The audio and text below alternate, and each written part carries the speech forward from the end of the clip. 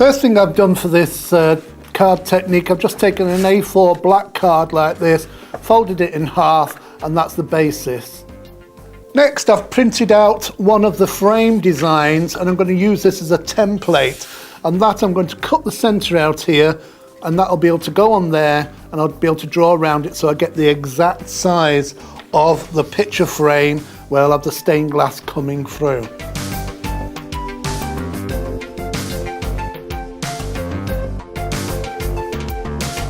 There, now you can see I have my template to create the size of the frame. So basically you will open up the front of your card. This is the front. Now make it easy for yourself, just turn the frame over and just hold it down, and with a pencil draw around the inside there, then cut it out, and you've got the right size aperture. So there's my aperture card now, as you can see there, and that picture frame, that window effect will fit over there perfectly on the outside. Now all I have to do is decorate that up using my printed out designs. Now I've printed all the designs onto acetate like that. Now the frames are just a standard frame, and all the different designs are different sizes, but you can make them fit precisely. So all you have to do is take your frame, whether you've printed one onto acetate in black or you've got one of the gold ones, and then just lay this over the top. Now I want this to go in the middle there like that. So just line it up. You can see how it's a little bit bigger either side. It fits top to bottom perfectly, but I just need to trim it. So I'm just going to line that up, and then if you just take a pen and just mark where the center is there, then you can just trim it so it fits precisely. Now I've trimmed this up perfectly. So when you've got your frame, that will stick over the top like that and frame it. So I'm going to stick that down just using my double-sided pen on the opposite side, and then I'm going to do some nice stained glass using the background papers onto acetate around the edge.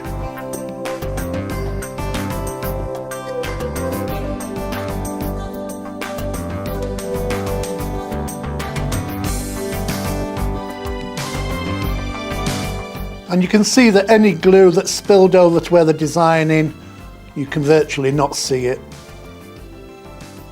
And now I've taken some of the background paper, but I've printed this onto the inkjet printable acetate, and I'm going to use this on my stained glass window effect to create a nice border all the way around.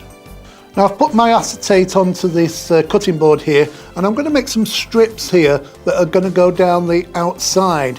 So because it's acetate, you can see perfectly. Now I'm going to try and cut a line. You can use your grid underneath to help you get it right.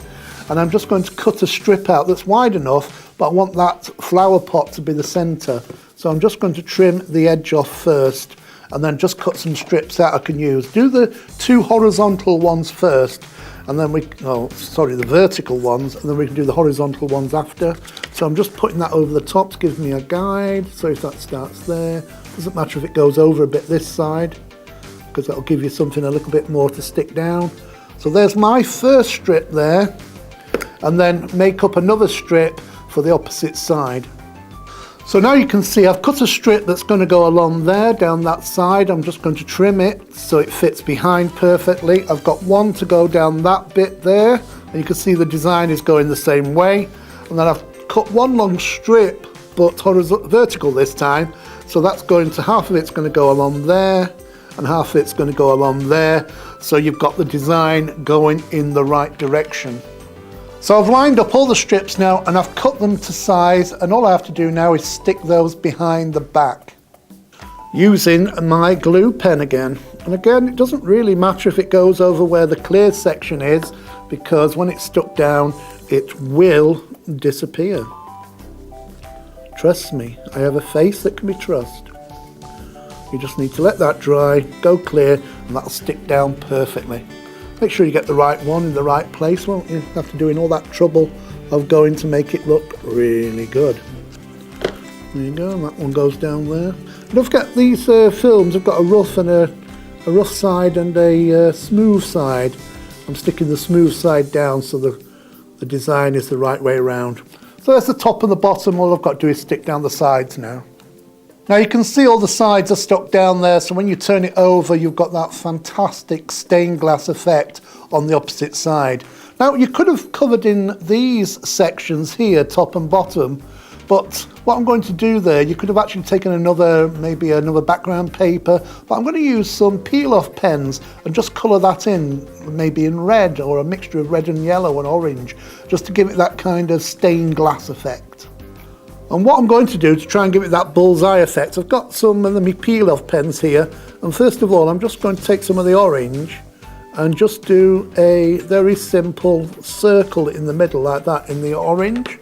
And then I'm going to take the red and I'm just going to carry on going around in a circle like that. This is on the back and it should create a kind of a bullseye effect. Just keep the pen going in the same direction so you get that swirling effect if you do see the pen lines, and just do that and then just perhaps a little swirl around, and then when you turn it over, that'll dry pretty quickly. When you turn it over you've got that kind of bullseye effect just using your pen, and that'll look really good in the corner of each of these stained glass effect designs.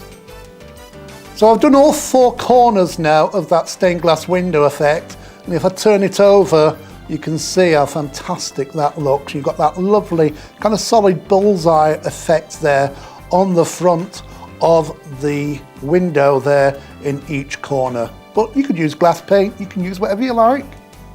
So there's my gold foiled window now. Now I could just put a piece of thread on that or a little chain, or I could just stick that on a window if I wanted to. But don't forget, it's only printed and this is only peel-off pens. It's not glass paint, so it's not going to last very long. But if you just want a temporary design or change it all the time, you can do that.